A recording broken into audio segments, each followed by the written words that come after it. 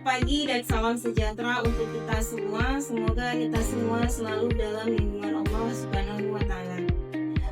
Nama saya TS Saus MSM, dosen program studi ekonomi pembangunan, Fakultas Ilmu Administrasi, Pendidikan dan Ekonomi, Universitas Senior Medan.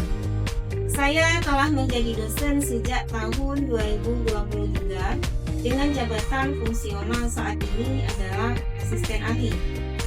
Pada kesempatan ini, saya akan memperkenalkan salah satu deskripsi mata kuliah yang saya ampu.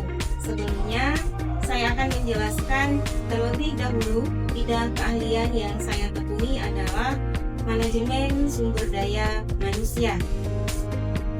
Adapun mata kuliah yang saya ampu adalah ekonomi sumber daya alam dan lingkungan, organisasi dan manajemen kearsipan, sistem administrasi publik, dan birokrasi dan governasi publik. Dan ada buku yang saya tulis itu sebagai referensi bagi mahasiswa, di mana dapat mengikuti pembelajaran yang terkait dengan bidang keilmuan tersebut.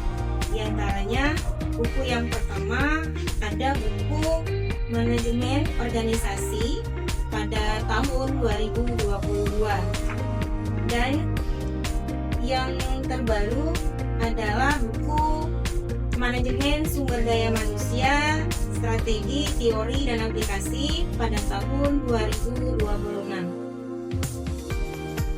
Video ini saya buat untuk memenuhi sertifikasi dosen tahun 2026, khususnya pada pelaksanaan Tridharma dosen yang merupakan sebagai aspek pengajaran. Pada hari ini saya akan memaparkan salah satu mata kuliah yang saya ampu adalah mata kuliah Ekonomi Sumber Daya Alam dan Lingkungan yang merupakan mata kuliah wajib pada semester 3 dengan bobot 3 SKS dan dilaksanakan selama 1 semester. Mata kuliah ini memahami berbagai konsep dasar ekonomi yang berkaitan dengan pengelolaan sumber daya alam dan lingkungan. Dengan mempelajari ekonomi sumber daya alam dan lingkungan, ini dapat membahas berbagai permasalahan yang terjadi di masyarakat seperti pemanfaatan sumber daya alam, pencemaran lingkungan, pentingnya pembangunan yang berkelanjutan hingga kelangkaan sumber daya. Capaian pembelajaran lulusan atau CPL program studi ekonomi pembangunan yang pertama adalah mampu menunjukkan dan mempraktikkan sikap religius, menjunjung tinggi nilai kemanusiaan berdasarkan agama, moral, etika, serta taat hukum dan disiplin dalam kehidupan bermasyarakat dan bernegara. Kedua, mampu menerapkan teori, konsep ekonomi, dan keuangan untuk menyelesaikan permasalahan ekonomi pembangunan. Yang ketiga, mampu untuk memahami perubahan kondisi ekonomi secara umum dalam berbagai situasi. Sementara itu, capaian pembelajaran mata kuliah atau CPMK mata kuliah Ekonomi Sumber Daya Alam dan Lingkungan meliputi yang pertama, mampu menjelaskan definisi konsep ruang lingkup dan peranan sumber daya alam dalam perekonomian. Yang kedua, mampu menjelaskan jenis-jenis sumber daya alam dan klasifikasinya. Yang ketiga, mampu menjelaskan ekonomi pencemaran lingkungan. Dan yang keempat, mampu menjelaskan permasalahan kelangkaan dan lingkungan. Untuk sumber referensi yang digunakan dalam mata kuliah ini diantaranya adalah buku Ekonomi Sumber Daya Alam dan Lingkungan, Teori dan Kelestarian Lingkungan yang ditulis oleh Ahmad Fauzi, dan buku Ekonomi Sumber Daya Alam dan Lingkungan yang ditulis oleh M. Suparmoko dan jurnal-jurnal ilmiah, dan juga ada di dalam perkuliahan ini sering saya menampilkan jurnal dari hasil penelitian saya sendiri. Kemudian proses pembelajaran mata kuliah Ekonomi Sumber Daya Alam dan Lingkungan menggunakan metode student centered learning dengan menggunakan peran keaktifan mahasiswa dalam proses pembelajaran melalui diskusi kelompok, presentasi, kemudian ada pembahasan studi kasus agar kemampuan berpikir kritis, analisis sehingga terjalin kerjasama yang baik. Mata kuliah ini terdiri dari 16 kali pertemuan.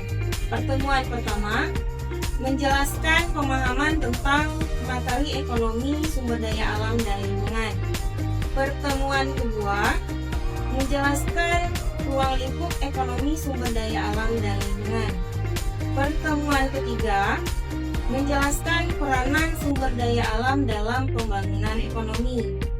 Pertemuan keempat menjelaskan barang publik, eksternalitas dan hak kepemilikan. Pertemuan kelima menjelaskan model sumber daya yang tidak terbarukan. Pertemuan keenam menjelaskan ekonomi sumber daya terbarukan perikanan. Pertemuan ketujuh menjelaskan ekonomi sumber daya terbarukan hutan. Pertemuan kedelapan ujian tengah semester atau UTS. Pertemuan 9 menjelaskan ekonomi sumber daya air dan tanah. Pertemuan ke-10 menjelaskan ekonomi pencemaran. Pertemuan ke-11 menjelaskan perencanaan sumber daya manusia untuk pengelolaan sumber daya alam. Nah, untuk mengaplikasikan perencanaan sumber daya manusia terdapat di dalam buku Manajemen Sumber Daya Manusia, Strategi, Teori dan Aplikasi. Nah, di mana di dalam buku ini sudah dijelaskan upaya untuk memberikan pemahaman yang komprehensif mengenai manajemen sumber daya manusia, khususnya dalam perspektif strategis yang semakin relevan di era globalisasi dan digitalisasi saat ini. Pertemuan ke-12 menjelaskan biaya sosial dan permasalahannya dalam pengelolaan sumber daya alam. Pertemuan ke-13 menjelaskan tentang ekonomi perubahan iklim. Pertemuan ke-14 menjelaskan manfaat dalam penggunaan sumber daya alam dan lingkungan. Pertemuan ke-15 menjelaskan evaluasi ekonomi lingkungan.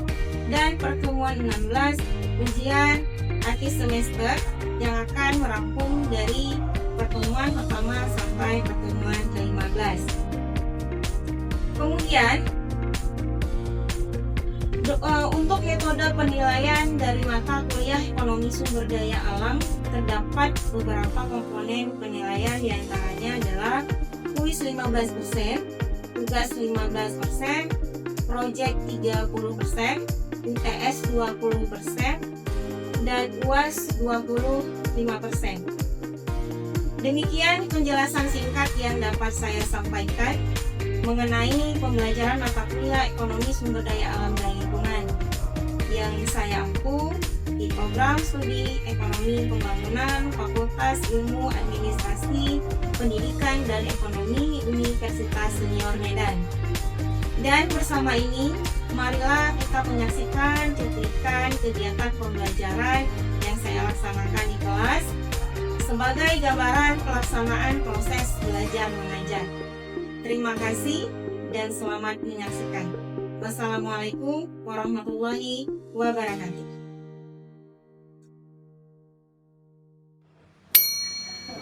Assalamualaikum warahmatullahi wabarakatuh.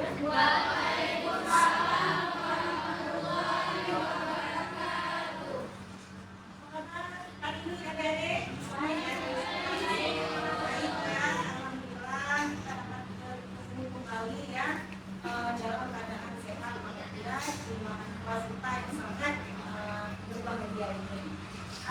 Sebelumnya, sebelum kita mulai kuliah kita kali ini, kita bersama-sama membaca doa untuk ataupun turut yang kita masing-masing doa.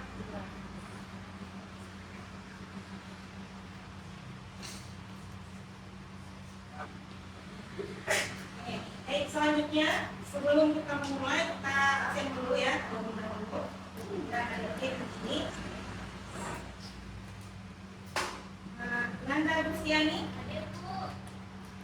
Nur Asyifa, Putri, Eka, Aulia, Nana Auliana, Mustahul Luna, Anissa Ramadhani, Siti Lena Tasya, Maharani,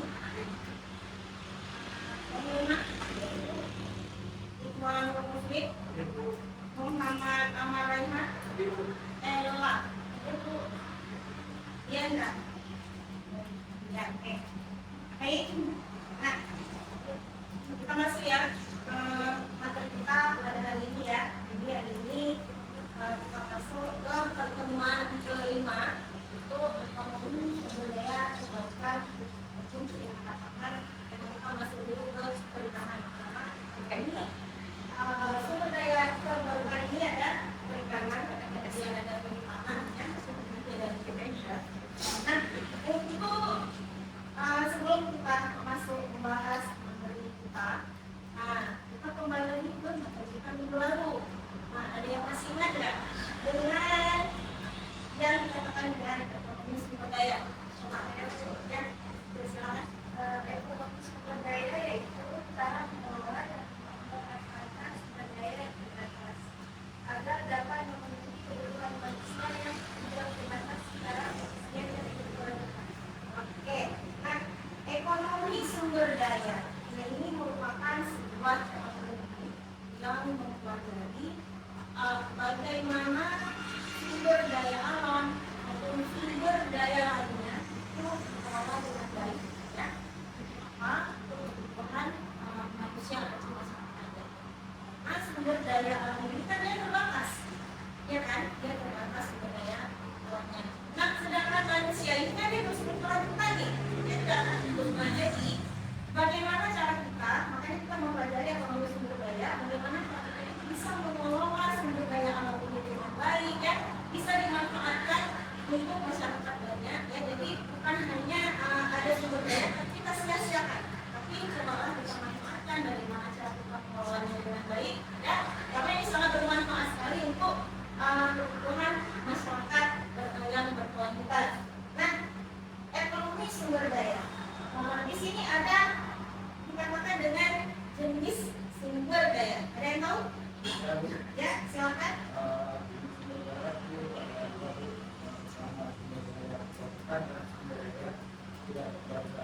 Ya, sumber daya terbarukan dan sumber daya tidak terbarukan. Nah, di sini hari ini kita membahas tentang ekonomi sumber daya terbarukan. Nah, tahu apa saja yang terbarukan? Yang terbarukan itu sumber daya yang dapat dipulih atau kembali secara dalam waktu yang relatif singkat. Contohnya seperti hutan, dan air, relatif. Ya, oke. Nah, hari ini kita masuk ke perikanan dulu ya. Oke, perikanan. Nah, jadi pembahasan kita hari ini ya, seperti kita itu pengantar ekonomi sumber daya terbarukan dan perikanan dan ekonomi biru. Nah, di sini akan kita bahas selanjutnya. Nah, definisi dan jenis sumber daya terbarukan, sumber daya berkelanjutan. Ini yang kalau dikatakan berkelanjutan itu berkelanjutan, makanya masa panjang, ya. Nah, sumber daya terbarukan ini merujuk pada sumber daya alam. Jadi di dalamnya itu ya ada rentang waktu tertentu ya, karena air dan hutan. Nah, contohnya karena di saat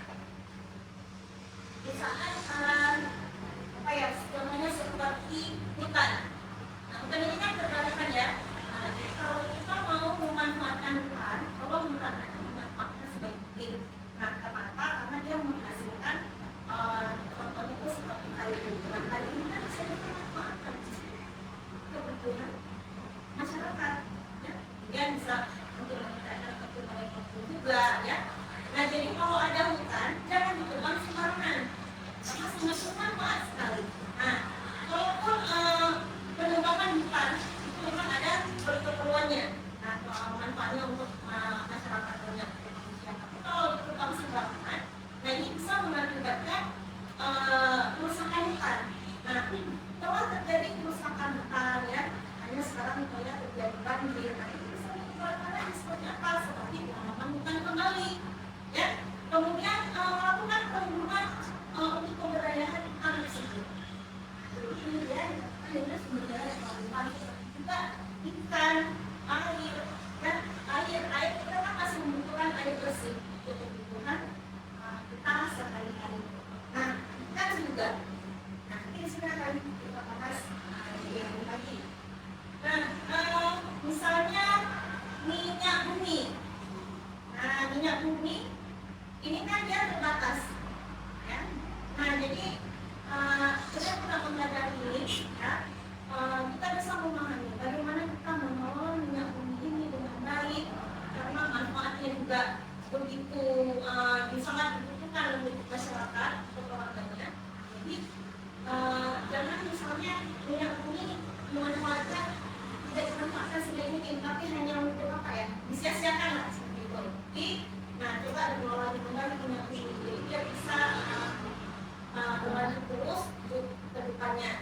Nah, kemudian kategorisasi, nah ini sering dikatakan sumber daya yang dapat diklasifikasikan menjadi perikanan tangkap.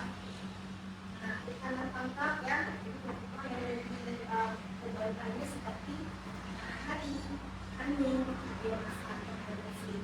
Nah, kalau matahari, bagaimana kita katakan menjelaskan sumber daya terbarukan matahari?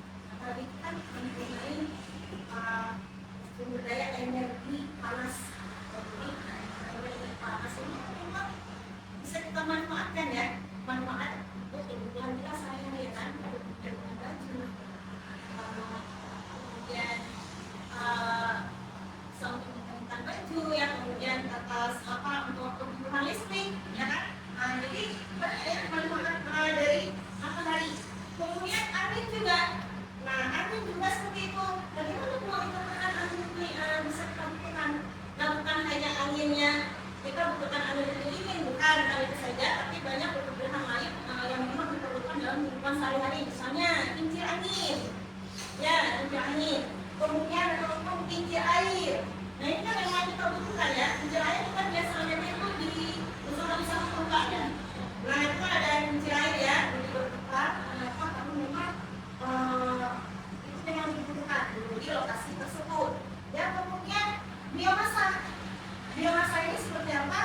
Itu dia seperti pengolahan bahan sampah maupun kulit-kulit sampah, kulit-kulit buah-buahan. Itu namanya ya, kulit jagung ini kan bisa diolah menjadi pupuk, ya. Jadi bisa dimanfaatkan kembali. Nah, ini kita katakan dengan menjadi biomasa, ya. Nah, oke, kita lanjut. Kita lanjut ke perikanan dan ekonomi biru. Nah, di sini bisa kita lihat ya. Nah, kegiatan seperti perikanan ekonomi biru ya. Nah, yang dikatakan biru-biru itu lalu berjalan. Nah, biru ya, jadi pemandangannya indah. Jadi laut ini, kalau laut ini sudah pasti arahnya itu ke ikan, ikan dan nelayan. Nah, jadi kegiatan oleh kegiatan perikanan ini kegiatan yang berkaitan dengan pemanfaatan sumber daya ikan, mulai dari penangkapannya, budidayanya, kemudian pengolahannya, hingga pemasarannya bagaimana dari hasil perikanan tersebut. Nah, jadi kalau perikanan ini dengan adanya laut ya, dengan adanya ikan ini juga bisa menciptakan lapangan pekerjaan untuk masyarakat. Nah, jadi ada masyarakat yang tadinya tidak memiliki pekerjaan, pengangguran, tapi dengan ada sumber daya alam, ya ada laut, ada ikan, ini bisa menjadi nelayan. Nah, ini bisa meningkatkan juga perekonomian masyarakat kita.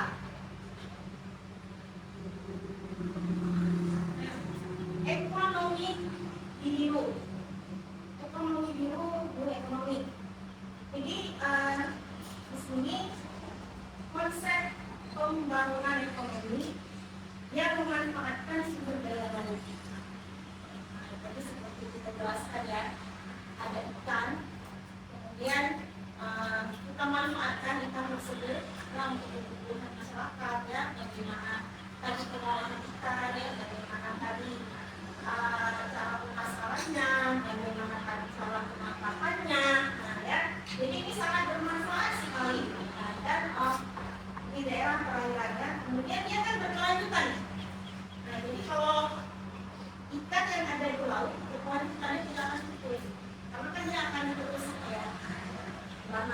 Jadi dia akan terus tumbuh ada lagi gitu ya kan. Nah, jadi dengan adanya tadi sumber daya alam ini bisa meningkatkan kesejahteraan masyarakat tanpa merusak ekosistem laut.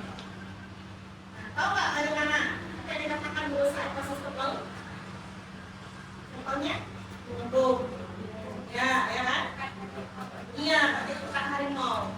Kemudian meracuni ikan, ya.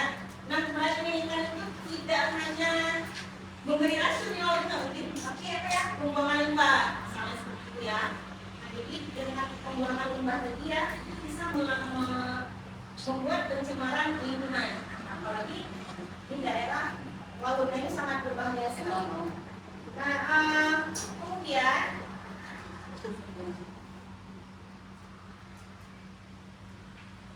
hubungan perikanan dengan ekonomi biru.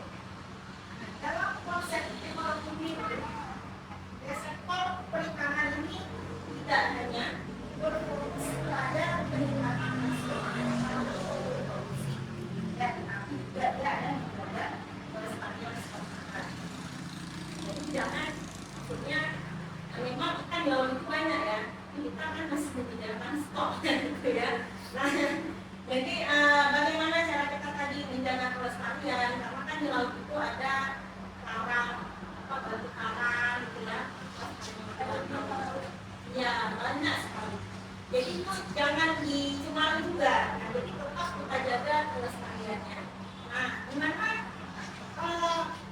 hubungan perikanan dengan ekonomi biru ini sangat berhubungan sekali nih, ya kan?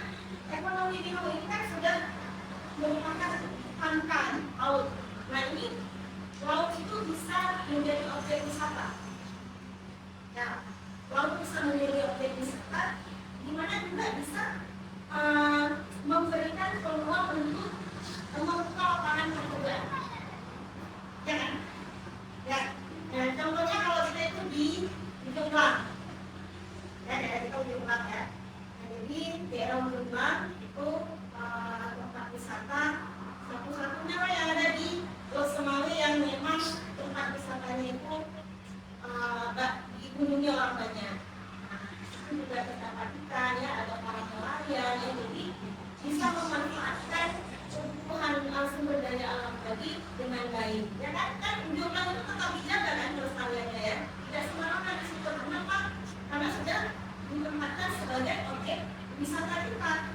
Tapi kalau misalnya lautnya itu kotor, dicemari banyak, misalnya pencemaran lingkungan, nah pasti orang nggak mau datang untuk mengunjungi.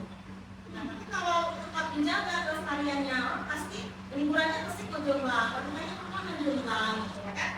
Nah, kemudian mengurangi pencemaran laut ini memang harus kita pelihara ya, kita manfaatkanlah kondisi kita sebaik mungkin. Kemudian menggunakan teknologi yang ramah lingkungan dan meningkatkan nilai tambah produk perikanan. Nah, bagaimana meningkatkan nilai tambah produk perikanan itu?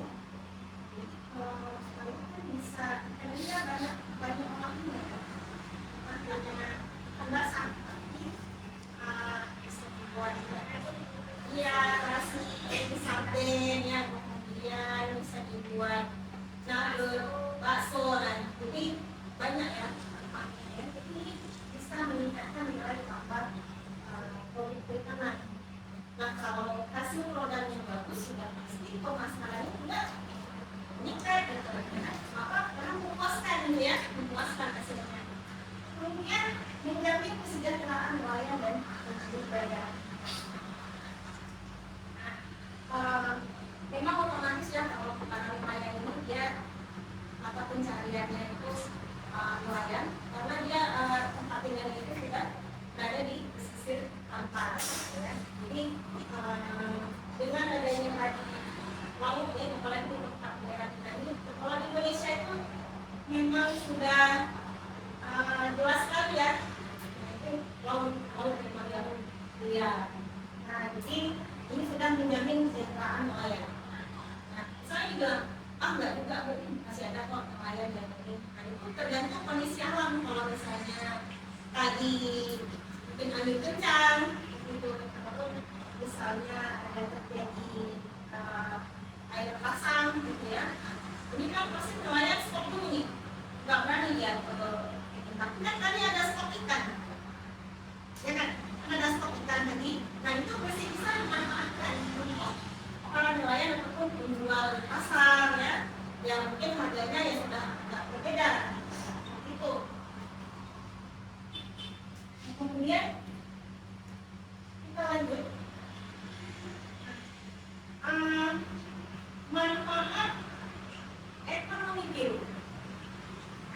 Di sini manfaat ekonomi biru itu meningkatkan pendapatan masyarakat pesisir.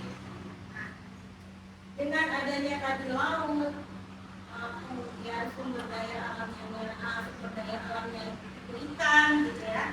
Nah ini sudah bisa meningkatkan pendapatan masyarakat pesisir. Tadi yang sudah kita jelaskan. Kalau daerah masyarakat yang tinggal di daerah pesisir itu sudah pasti mata pencariannya itu adalah sebagai nelayan.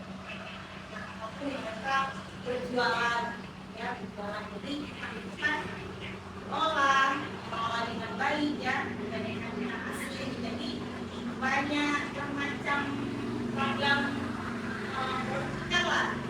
Nah ya, jadi kalau kita nelayan apa ke laut ya nelayan, anak maupun ibu di rumah bisa berdagang ya. Nah ya kan bisa berdagang memanfaatkan kondisi ikan tadi yang sudah diolah.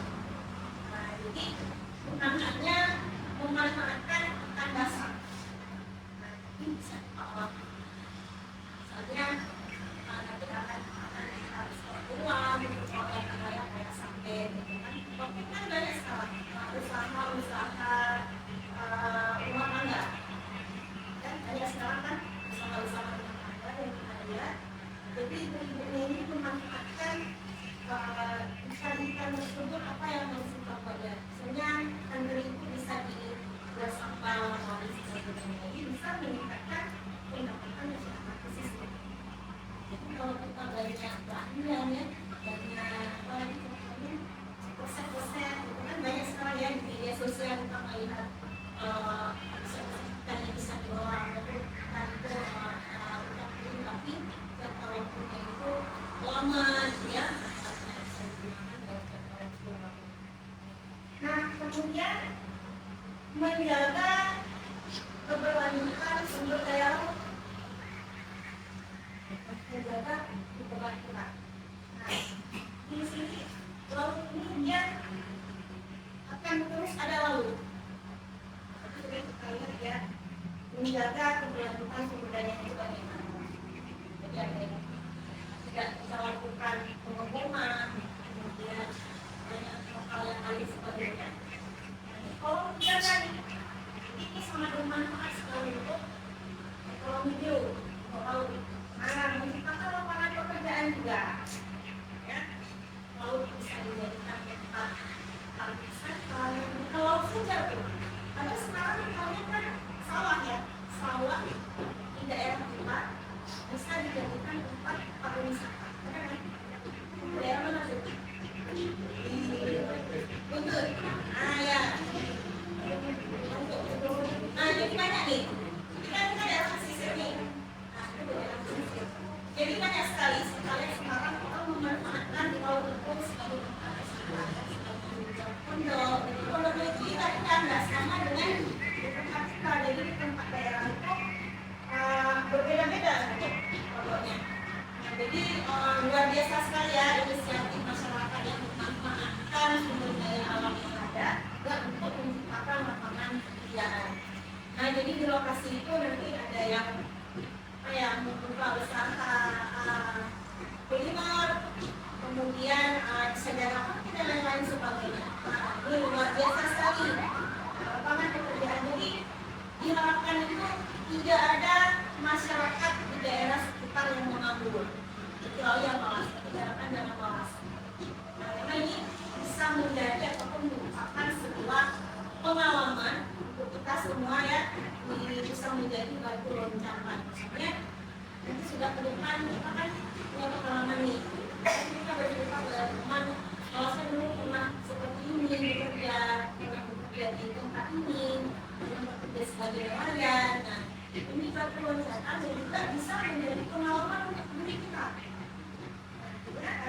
sumber daya alam tadi.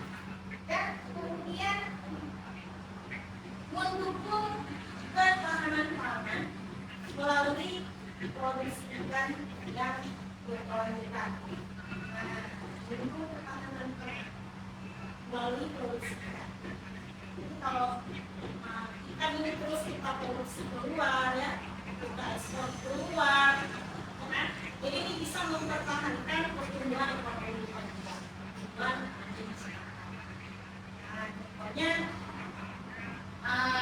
bukan hanya di produksi gas, tapi juga di produksi yang lain, ya, bisa juga kerajinan tangan, mungkin ada tangga. Nah, dari sisi itu kalau kita teliti, ya, tidak semua juga produk-produk ini berjalan baik. Nah, pasti ada kendala-kendala yang memang, misalnya ada musibah yang terjadi di daerah kita.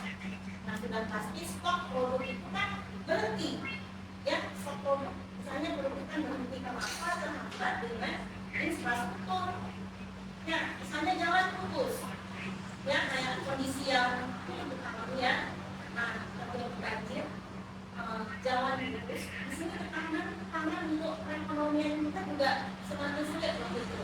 Ya, kita mengira bagaimana bisa makan ataupun mengkonsumsi kebutuhan kita sehari-hari, sedangkan infrastruktur kita sudah tidak ada. Ya, jalan terputus, alat transportasi juga tidak bisa melalui kayak untuk produksi barang-barang yang memang dibutuhkan oleh masyarakat banyak, ya. Nah, ini bagaimana caranya kita untuk memulihkan penanganan pangan kita tersebut.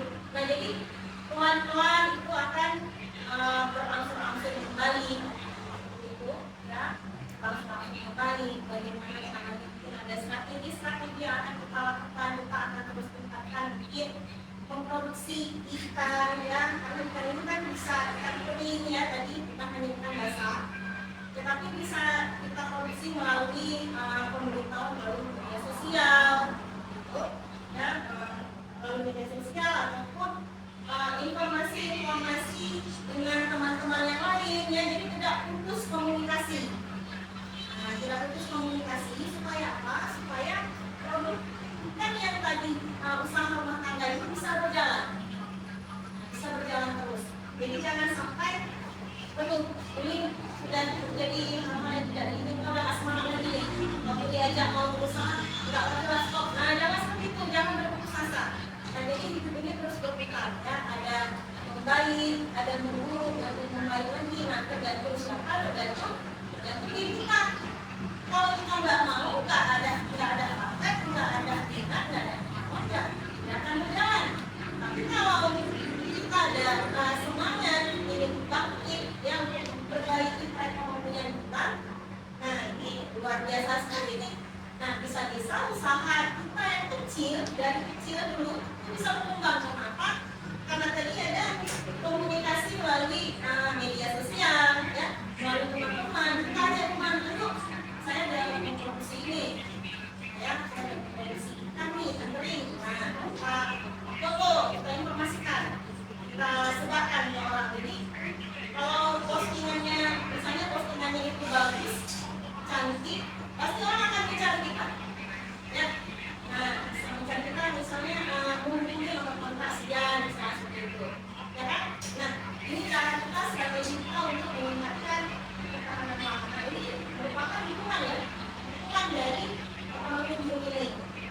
Nah, mengurangi kerusakan lingkungan. Jadi tadi ini yang seperti kita bahas juga tadi, ya, mengurangi kerusakan lingkungan laut. Nah, jangan membuang sampah, Mas. Jangan membuang sampah di daerah laut. Nah, ini yang sangat diharapkan, ya. Jangan sampai laut kita tercemar. Kalau kita keluar daerah, itu kita lihat laut orang bersih-bersih. Kenapa? Karena dijaga kebersihannya, dijaga kelestariannya. Oke, sampai di sini. Ada yang ingin ditanyakan? Ya, silakan.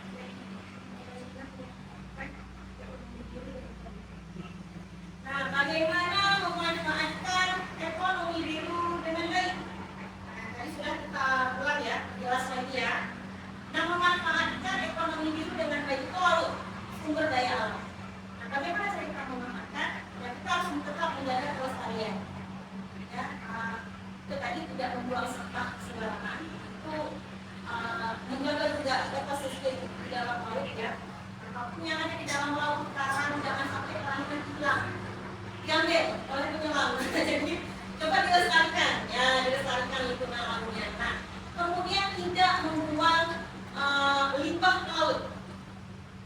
Nah, limbah itu dia limbah tertentu ya. Ada limbah yang bisa kita olah menjadi yang bisa dimanfaatkan oleh orang banyak. Ada juga limbah yang tidak bisa dipergunakan lagi ya, tidak bisa didaur ulang. Nah, jadi di sini lihat kondisinya, kondisi limbahnya. Jadi jangan membuang limbah ke laut, kotoran ke laut. Nah, ini untuk menjaga ekosistem yang namanya ekonomi biru. Nah, oke, sampai di sini ada yang ingin ditanyakan lagi? Tidak ada ya? Tidak ada. Oke. Kalau tidak ada, nah kesimpulan dari materi kita hari ini, perikanan dan ekonomi biru ini saling berkaitan karena ekonomi biru ini mendorong pemanfaatan sumber daya perikanan secara efisien, ya, berkelanjutan dan ramah lingkungan sehingga manfaat ekonomi ini dapat dirasakan saat ini maupun oleh generasi mendatang. Jadi terus tidak sampai di sini saja. Nah, oke. Mungkin sampai di sini pertemuan kita hari ini. Tidak ada yang tanyakan lagi, tapi sudah paham ya dari semuanya ya. Nah, oke, kita padai pertemuan kita dengan alhamdulillah. Nah, semoga sehat-sehat semuanya. Kita bertemu kembali di minggu depan dengan materi selanjutnya. Baik. Untuk minggu depan nanti kita masuk ke pertemuan berapa? Pertemuan ke-6 ya. Nah, nanti ke pertemuan ke-6 kita masuk ke budidaya air ya. Nah, nanti kita masuk ke sumber daya alam, yaitu air. Akan kita jelaskan lagi bagaimana air ini dibutuhkan oleh orang banyak maupun masyarakat yang ada di bumi ini. Karena kalau tidak ada air, tidak ada udara, tidak ada perikanan juga, ya. Nah, ini kita tidak bisa tidak bisa menjalani hidup kita dengan sebaik-baik mungkin apapun dengan senormal mungkin. Nah, tapi dengan ada sumber daya alam yang sudah ada di muka bumi ini bisa kita manfaati sebaik-baiknya. Oke, baik, kita akhiri pertemuan kita hari ini. Lebih kurang